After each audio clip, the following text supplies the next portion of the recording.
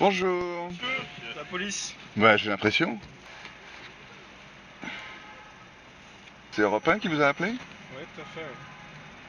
Bah, d'habitude, ils n'ont pas un problème avec moi. Vous venez souvent? Ouais.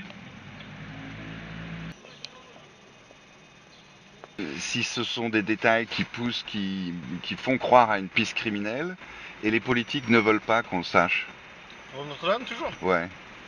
Est-ce que c'est possible? Parce qu'en fait, ce qui est trouvé à un haut niveau, c'est... Tout ce que trouve la police, c'est transmis ensuite au parquet. Hein. Voilà, le parquet. C'est pas les hommes politiques. Hein. Le préfet de police, lui, est responsable de la police. Donc il est un peu votre chef.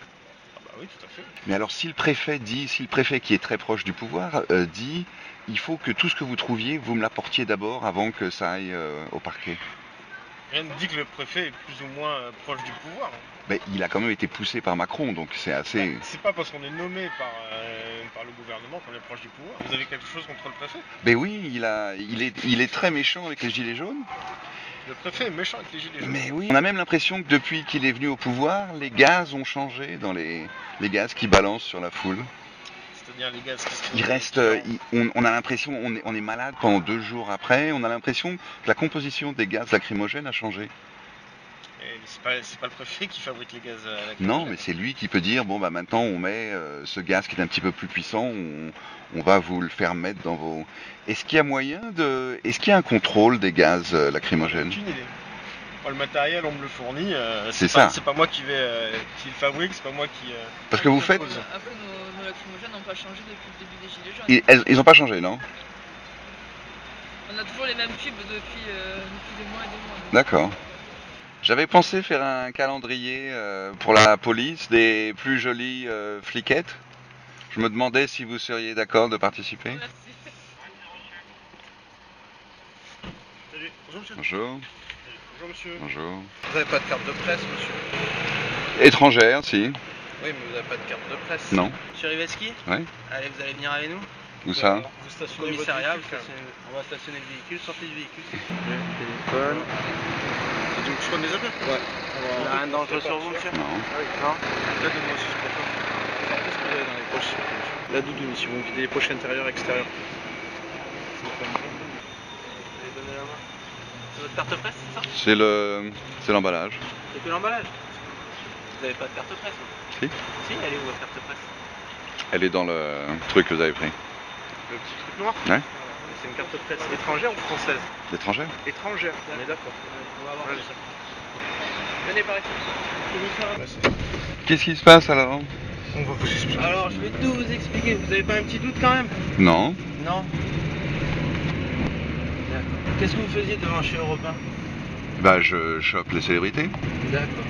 Tu tournes à gauche après? Vous travaillez pour quelqu'un? Vous travaillez pour vous? Ouais, pour moi. Pour vous-même? Vous avez une société en fait de presse? Non. Non? Là voilà, sur Cauchy. Tu fais ça.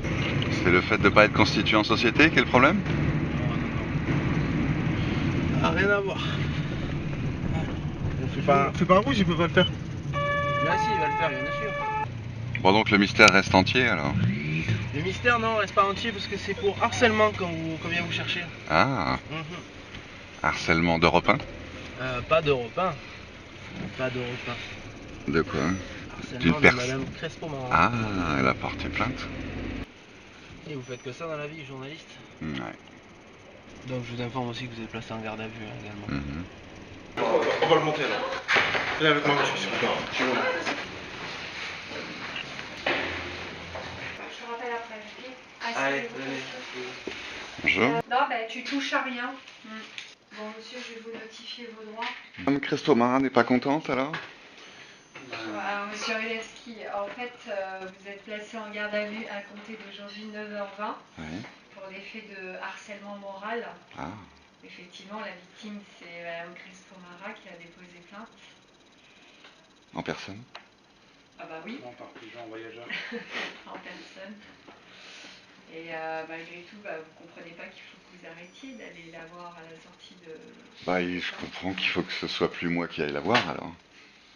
Ça n'engage que vous, voilà. Alors, c'est votre anniversaire aujourd'hui? Ouais. C'est pas vrai. Alors là, c'est C'est quelque pour chose, de hein. circonstances, là. Il faut croire. Même le jour de votre anniversaire, vous étiez sur le terrain, c'est ça hein? Mhm. Il n'y a pas de trêve. Donc là, je vais juste vous rajouter, c'est depuis le 4 janvier et ce jour. Je vais voir un juge bientôt, demain? Alors, c'est un peu trop tôt pour le dire.